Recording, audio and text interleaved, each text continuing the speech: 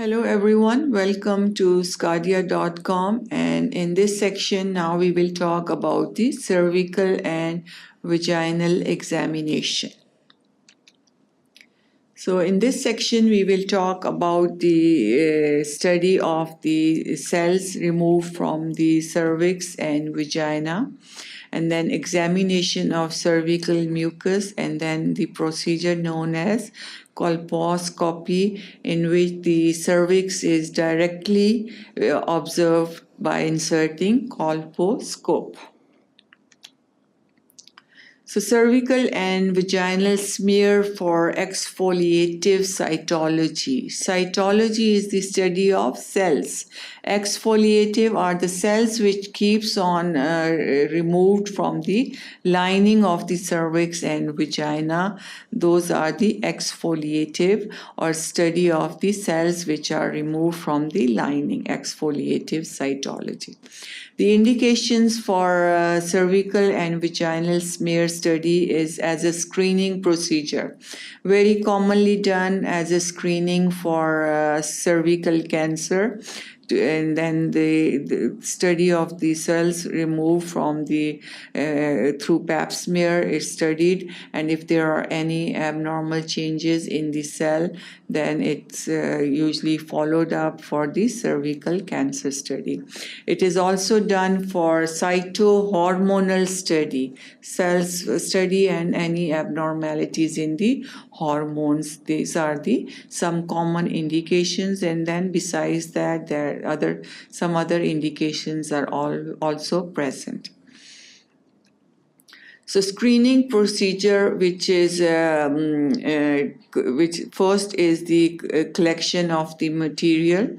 This is the endocervical brush. Endocervical brush, as I talked in the last slide also, that it is used mainly to remove the specimen from the endocervix area.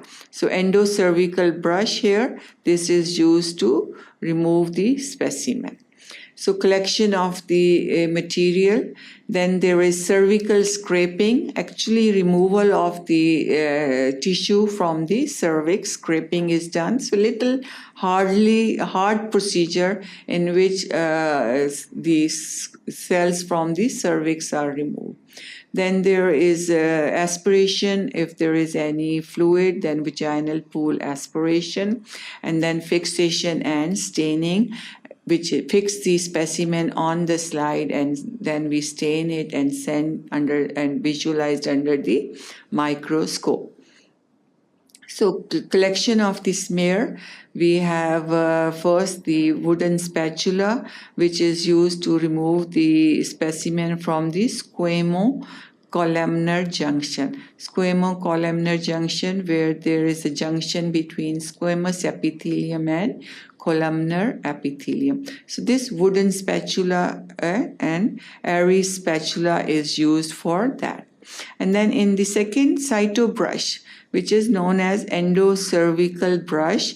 This brush is used for removing sample from the endocervix. Soft air structure is used because it's vascular to avoid any bleeding. Then again, wooden spatula is used to remove the sample from the lateral vaginal fornix, for cytohormonal study. So three methods are used to remove the specimen. One is by Aries spatula, then cyto brush, and then wooden spatula. So for the cytohormonal study, usually the sample is removed from the lateral wall of the upper third of the vagina, and then the epithelium is studied. What's the influence of estrogen and progesterone on the epithelium? Epithelium of the vagina has high sensitivity for estrogen and progesterone. So estrogen causes the maturation of superficial cells of the epithelium, and then the progesterone cause proliferation or maturation of the intermediate cell layer. So study of the epithelium of the vagina by exfoliative cytology or by the sample removed by the scraping help us to study the hormonal effect of the estrogen and progesterone on the epithelial lining of the vagina. And then examination of the cervical mucus produced by the cervix. It's a white discharge. Depending on the cycle or the time of the cycle, the mucus become thin and thick. And if during the ovulation, it becomes thin, and that helps in the penetration of the sperm through the thin mucus. If the mucus is thick, usually it avoids the penetration of the sperm and they cannot reach the ovum. So that's one cause of infertility also. So study of or examination of cervical mucus is very helpful in finding the any causative organism, if there is any infection, if there is foul smelling discharge from the vagina. It's important to take out the specimen or study it for different bacteria. What's the causative organism? So bacteriological study is performed on the mucus. Hormonal status. As I mentioned, the hormonal status is also depending on whether the estrogen is high or progesterone. The thickness of the mucus changes or viscosity of the mucus changes. In the first half of the cycle, when the estrogen is high, usually the mucus is thin. In the second half, when the progesterone is high, the mucus become thick. So by examining or by looking at the viscosity of the mucus or the thickness of the mucus, we can also tell what's the hormonal status of the patient. And then infertility investigation, again also, if there is infection or if there is hormonal abnormalities, it can also lead to infertility. The appearance of the cervical mucus under the microscope, usually it has typical fern-like pattern. This is the fern-like pattern, that's the cervical mucus. That's how it looks like under the microscope. Then the colposcopy. Colposcopy is the procedure in which like laparoscopy, hysteroscopy, colposcopy is direct examination of the cervix. If there is any removal of the sample or specimen from the cervix, usually the colposcope is inserted and then the procedure or the sample is removed or cervix is examined. So this is the cervix and brush for removing any specimen from the cervix. So colposcopy is the examination of the cervix.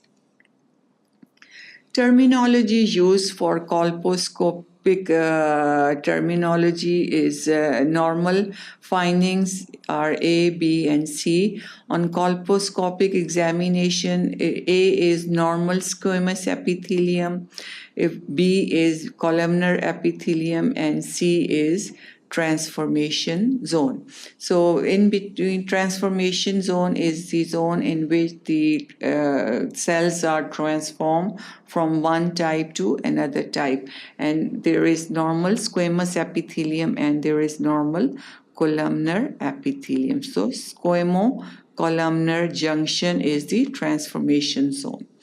Then atypical, if the transformation zone, if there are atypical changes on colposcopic examination, usually in atypical findings, we find some atypical vessels are visualized, then there is keratosis, then the color of the epithelium is changed, then there is mosaic feature and punctuation of the epithelium. These are some atypical findings which we can see on colposcopic examination.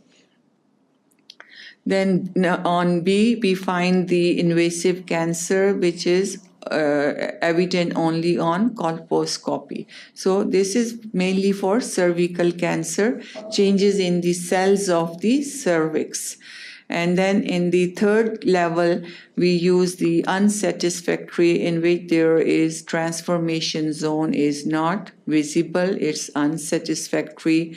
And in the fourth level of colposcopic terminology, we find if there is any condyloma, if there is any papillomas, and if there is any ectopy present. So these are all the colposcopic terminology used. We divide it into 4, 1, 2, 3, 4. In the first, normal findings, no abnormality. In the second, we have abnormal findings on colposcopy. In the third, it's unsatisfactory because we cannot see the transformation zone. And in the fourth, we find some other abnormalities like condyloma and papillomas.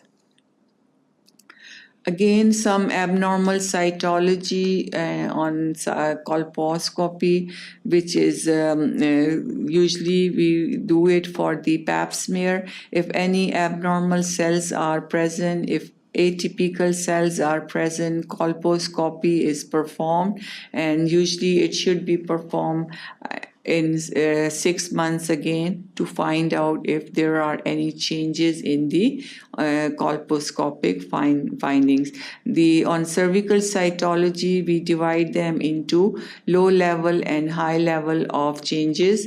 Squamous intraepithelial lesion, low, and squamous intraepithelial lesion, high squamous intraepithelial lesions. All these are different findings on colposcopy. If they are present, then we should repeat the pap smear in 6 months. Any abnormalities can be an indication for cervical cancer, and it's always recommended to have follow-up. So that was all about the cervical and vaginal examination, in which we talked about colposcopy and changes in cervical mucus and vaginal and cervical cytology. Thank you for watching sqadia.com.